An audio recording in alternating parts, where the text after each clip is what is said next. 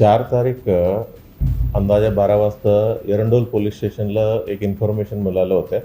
तिथं बकरी चारणारे काही मुलं गेलं होतं. मुलांना एक मृतदेह आढळून आला आहे.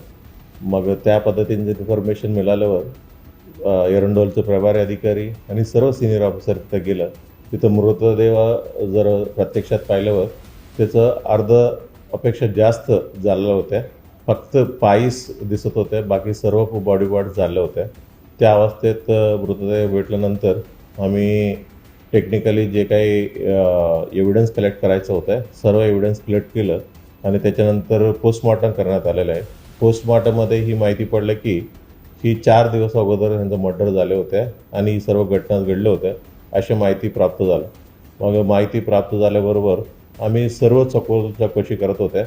सखोल चौकशीमध्ये कुठेही मिसिंग रिपोर्ट आहेत का, ही झालं नसारखं कुठलं पेट्रोल वगैरे कुठून घेतलं का, ही सर्व विषय आम्ही चौकशी करत असताना 4 दिवस अगोदर जिथं आजूबाजूचं जे बार आणि बार होत्या ही सर्व आम्ही तपास करत होते की 4 दिवस अगोदरच्या फुटेजमध्ये कोणी पुरुष आणि महिला होते का.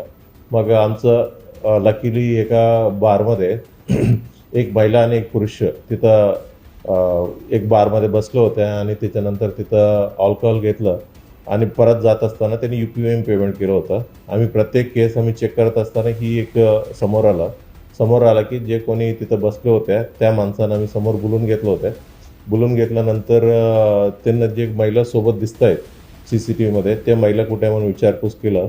त्यांनी अप्रोप्रिएट उत्तर दिलेलं नाही आहे, म्हणून अधिक तपासामध्ये त्यांनी कन्फेस केलं की ही जे काही मर्डर ही सर्व काम त्यांनीच केलं म्हणून कन्फेस केलेलं आहे.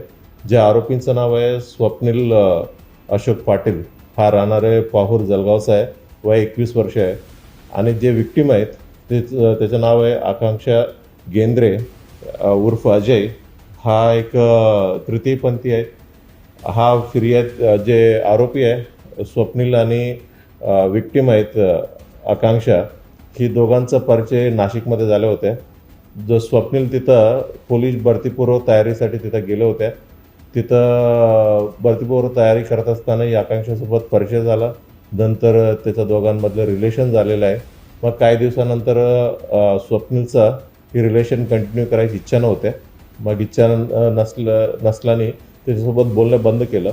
मग बोलणं बंद झाल्यावर म्हणजे ही आकांक्षा ह्यांना वारंवार त्रास द्यायचं होत्या आणि ह्यांना बदनाम देखील करायचं होतं भरपूर वेळेला, अशा त्यांनी सांगण्यात आलं होतं. मग बदनाम केलं, ह्यांना भरपूर त्रास जास्त झाला म्हणून ही सर्व कृत्य घडून आणलेलं आहे असं त्यांनी कबुली दिलेलं आहे.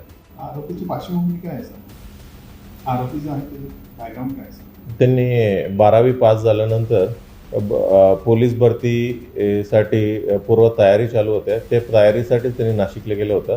तिथं ही जे तृतीयपंथी आकांक्षा गेंद्रेंसोबत परिचय झालेला आहे. ही आकांक्षा गेंद्रे देखील राजनांदगाव छत्तीसगडची आहे. इथं त्यांनी राहून म्हणजे ओव्हरऑल बेगिंगचं वगैरे करायचं होतं. किती वर्षापासून दोघांमध्ये संबंध होते? 2024 मेपासून दोघांचा संबंध होती. ती पण नाशिकला राहत होती का आकांक्षा? आकांक्षा फिरस्ती आहे, म्हणजे जास्त करून नाशिकला त्याचं अजून काय माहीत फ्रेंड्स आहेत त्याच्यासोबत राहायचं आहे. अत्यंत क्रूर पद्धतीने मारला तो नेमकं समोर आलेलं आहे. तर त्या दिवशी दोघांनी मद्यप्राशन केलं होतं घटनेच्या दिवशी, जसं काही समोर आलं? बरोबर आहे, दोघांनी देखील मध्यप्रदेशासोबत केले होते. सुरुवातीला सर्वात पहिलं त्यांनी पद्मालय मंदिरामध्ये दर्शन घेतलं. त्याच्यानंतर दोघांनी सोबतच अल्कोहोल घेतलं आहे, मध्यप्रदेशन घेतलं आणि त्याच्यानंतर ही जे काही त्रास देत होते ही सर्वांनी त्यांच्या माइंडमध्येच होतं काहीतरी करावं म्हणून.